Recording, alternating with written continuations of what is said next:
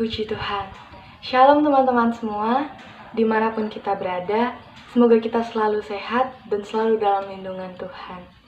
Saat hari ini, kita mau sama-sama mendengarkan kebenaran firman Tuhan. Sebelum mendengarkan kebenaran firman Tuhan, kita mau angkat satu pujian, Ku Bersyukur Bapa.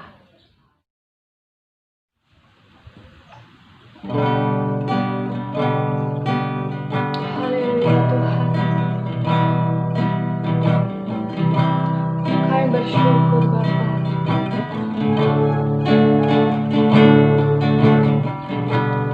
Banyak yang Kau perbuat di dalam hidupku. Rancangan indahmu terjadi di hidupku. Bapa yang mengerti segala yang ku perlu. Kasih-Mu sempurna, nyata dalam hidupku.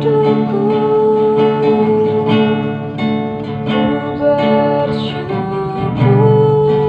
Bapa,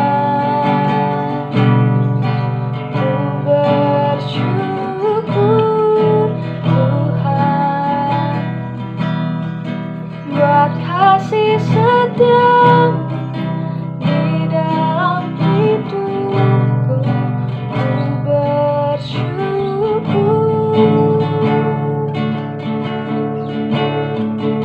ku bersyukur Bapa, ku bersyukur Tuhan, buat kasih setia-Mu di dalam hidupku. Ku bersyukur Tuhan.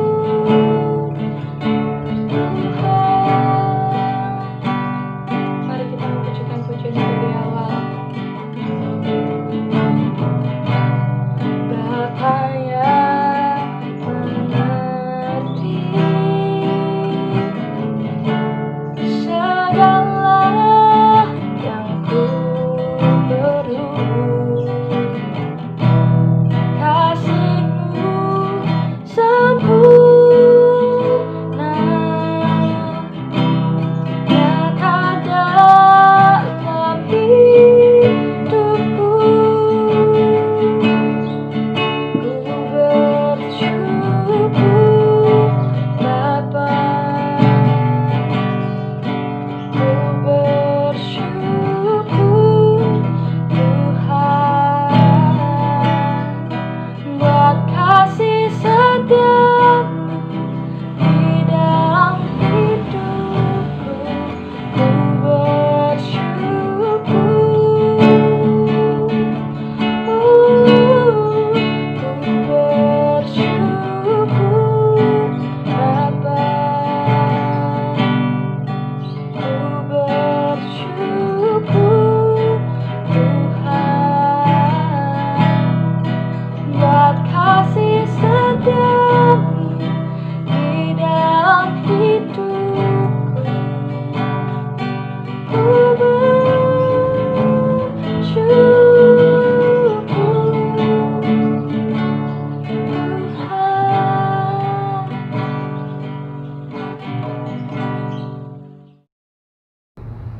Mari kita bersama-sama berdoa untuk menerima firman Tuhan dalam kesempatan persekutuan doa Laskar Sion 1. Bapa kami di surga, dalam nama Yesus, terima kasih Tuhan, kami bersyukur kepada-Mu. Pada saat ini Tuhan kami akan memberi kami kesempatan untuk bersama-sama ibadah dan persekutuan doa Laskar Sion SMA Negeri 2 yang tercinta. Dan kami saat ini akan bersama-sama menerima firman-Mu. Kami mohon urapi berkat hamba-Mu, urapi berkati setiap pemirsa yang menyaksikan acara ini, agar baik hamba-Mu yang menyampaikan maupun setiap pemirsa yang menyaksikan acara ini, kami sama-sama dapat mengerti firman-Mu dan kami dapat sama-sama diberkati oleh Tuhan dengan firman-Mu. Terima kasih Tuhan, segala kerjaan kuasa kegelapan roh jahat yang mengganggu, kami mohon singkirkan kehalakan dalam nama Yesus. Terima kasih Tuhan. Dalam nama Yesus kami berdoa dan dalam nama Yesus kami siap diberkati Tuhan. Amin. Shalom. Puji Tuhan, senang sekali saat ini bisa ketemu lagi dalam ibadah persekutuan doa Laskar Sion. Dan untuk kesempatan saat ini, sabar dulu ya, kita ibadahnya masih tetap secara online ya, daring dalam jaringan. Baik, puji Tuhan, dalam kesempatan pada saat ini kita akan bersama-sama belajar firman Tuhan. Dan tema firman Tuhan pada saat ini adalah tentang bersyukur. Apa sih artinya bersyukur? Bersyukur itu artinya berterima kasih. Bersyukur itu artinya perasaan lega.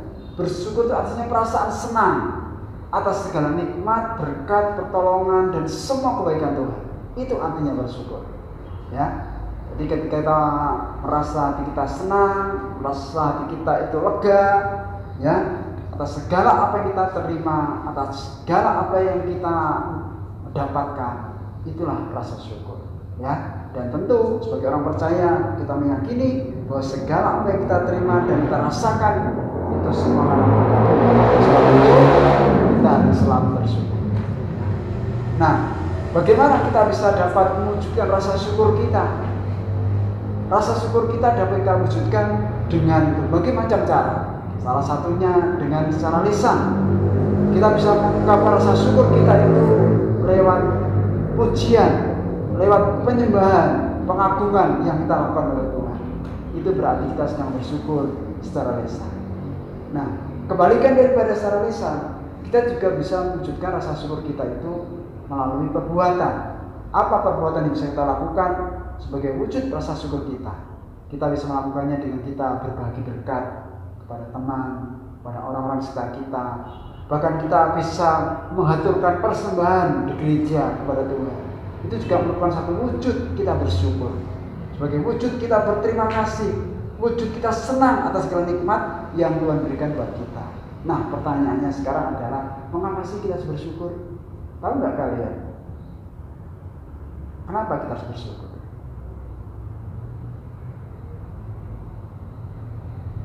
Kalau ada yang belum tahu, mari kita lihat dalam firman Tuhan. Di dalam kitab 1 Tesalonika 5 ayat 18, di sana dikatakan, mengucap syukurlah dalam segala hal, karena itulah yang dikehendaki Allah bagi kami.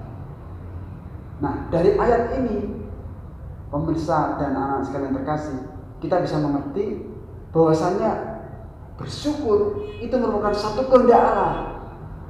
Jadi kalau ada orang bertanya, mengapa sih kita harus bersyukur? Maka jawabannya adalah, karena itu adalah kehendak Allah. Jadi kalau kita mau menjadi orang yang bersyukur, kita menjadi orang yang berterima kasih kepada Tuhan, itu berarti kita itu baik sadar atau tidak, kita sudah melakukan salah satu apa yang jadi kehendak Allah, yaitu apa? Bersyukur.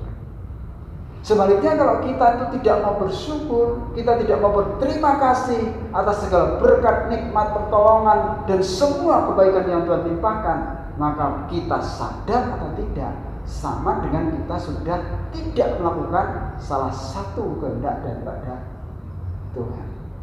Sebab itu, kalau ada yang bertanya, mengapa kita harus bersyukur? Maka jawabannya simpel, ya. Nah, itulah kehendak Tuhan. Dan Tuhan memberikan satu berkat bagi setiap orang yang mau hidupnya selalu bersyukur kepada Tuhan, yang orang hidup itu mau selalu merasa senang dan berterima kasih atas segala nikmat dan berkat Tuhan. Dalam 1 Yohanes 2 ayat 17 Tuhan berkata, orang yang melakukan kehendak Allah, maka dia akan hidup kekal selama-lamanya. Luar biasa ya. Jadi orang yang mau bersyukur, maka Tuhan tambahkan berkat-berkat Tuhan dalam hidupnya. Dan berkat yang Tuhan tambahkan tidak hanya berkat secara jasmani, tetapi Tuhan berkata hidup kekal selamanya. Artinya apa? Dia diberi surga yang mulia di sana. Nah, Jadi tidak sia-sia setiap orang yang mau selalu bersyukur kepada Tuhan. Tuhan tambahkan berkat dalam hidupnya. Sebaliknya, orang yang tidak mau bersyukur atau orang yang tidak mau tahu tentang bersyukur, Tuhan juga tidak akan tambahkan berkat dalam hidupnya. Dia tidak dijamin hidup kekal oleh Tuhan. Dan kalau tidak dijamin hidup kekal oleh Tuhan, maka jawabannya satu. Berarti dia nanti akan ditaruh oleh Tuhan di tempat penghukuman yang kekal. Yaitu apa? Api neraka. Ada yang mau masuk api neraka? Tidak ada kan? Nah, kalau tidak ada, belajar mulai sekarang. Selalu bersyukur. Nah, anak sekalian dan pemirsa yang terkasih, lalu perenungan yang berikutnya, kapan kita harus bersyukur? Maka ayat 1 Tesalonika 5:18 tadi mengatakan, dalam segala hal. Ya, dalam segala hal itu berarti dalam segala situasi dan kondisi. Kita diajar untuk selalu bersyukur. Dalam segala situasi dan kondisi itu bisa berarti ada wabah corona atau tidak, kita tetap bersyukur. Hari-hari ini banyak orang yang merasa hidupnya tertekan dan jadi susah karena wabah corona. Tapi ayat Alkitab mengatakan belajar untuk tetap bersyukur. Demikian juga ketika kita mendapatkan hasil ujian lewat rapot yang dibagikan oleh Bapak Ibu guru, apapun hasilnya, apakah itu sesuai dengan harapan kita, apakah itu di atas harapan kita, atau bahkan sebaliknya ada di bawah harapan kita, belajar untuk selalu bersyukur.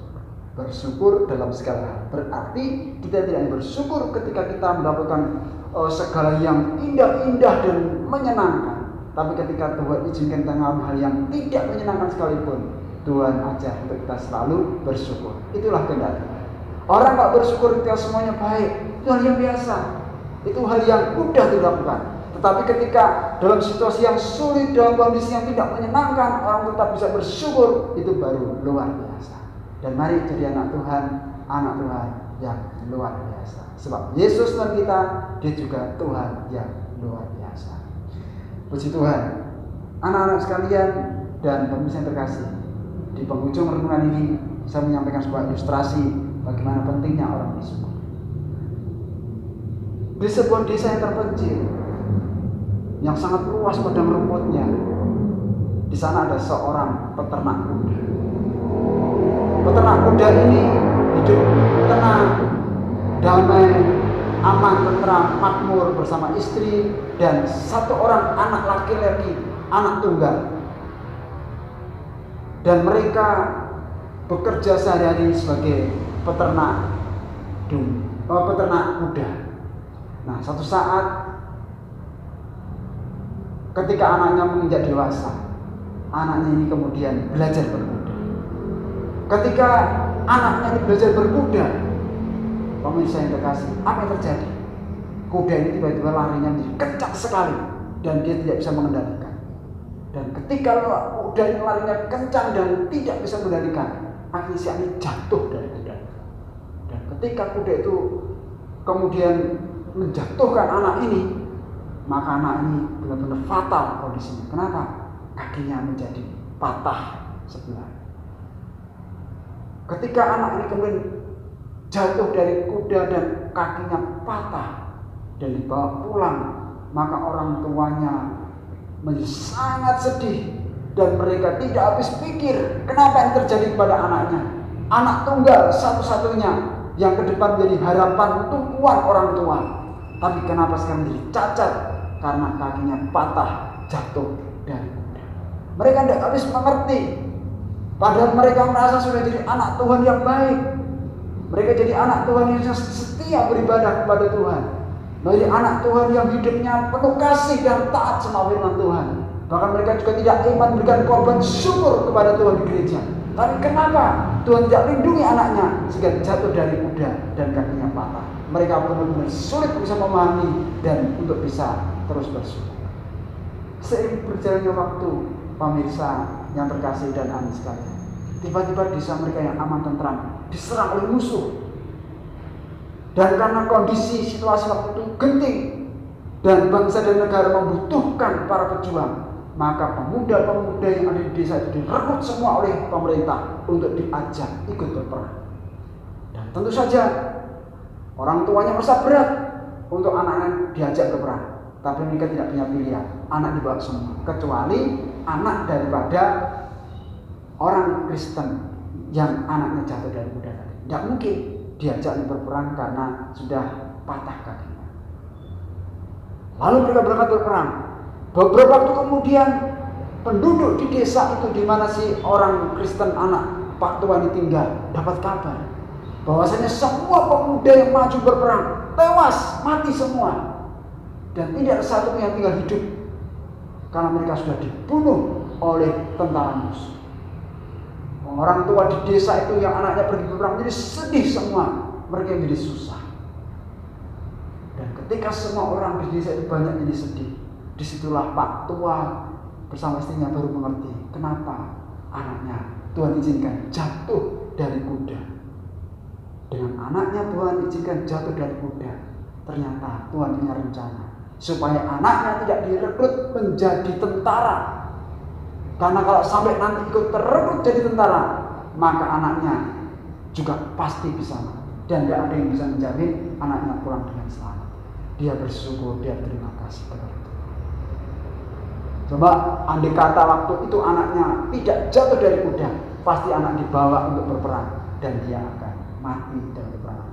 Nah, jadi pemirsa yang terkasih dan anak sekalian, tidak ada alasan buat kita untuk tidak bersyukur. Kita harus selalu bersyukur.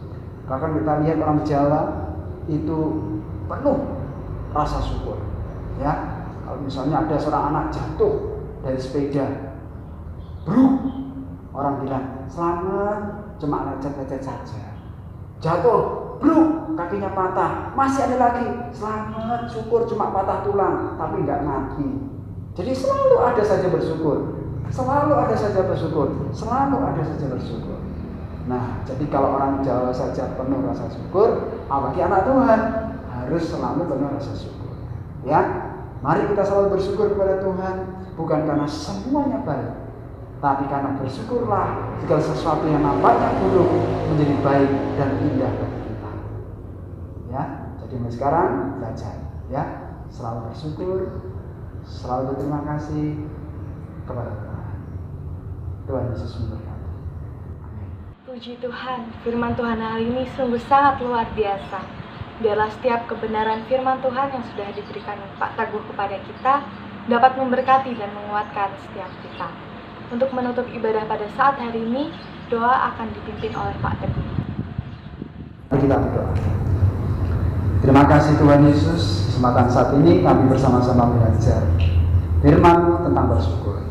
Jadikan hamba-Mu dan setiap pemirsa dan anak sekalian menjadi anak-anak Tuhan, selalu bersyukur kepada Tuhan, bukan karena semuanya baik dan indah, tapi karena bersyukurlah semua yang kelihatannya buruk menjadi baik dan indah. Dan karena inilah yang menjadi kehendak Tuhan dalam hidup kami, supaya kami memberikan hidup kekal bersama dengan Tuhan di surga. Terima kasih untuk firman Tuhan, kami bersyukur dan terima kasih untuk kesempatan saat ini, dan terima kasih buat segala kebaikan Tuhan. Dalam nama Yesus kami berdoa dan bersyukur. Amin. Puji Tuhan, kita sudah melaksanakan ibadah pada saat hari ini. Tetap semangat, tetap sehat, dan tetap di rumah aja. Tuhan Yesus memberkati kita semua. Shalom.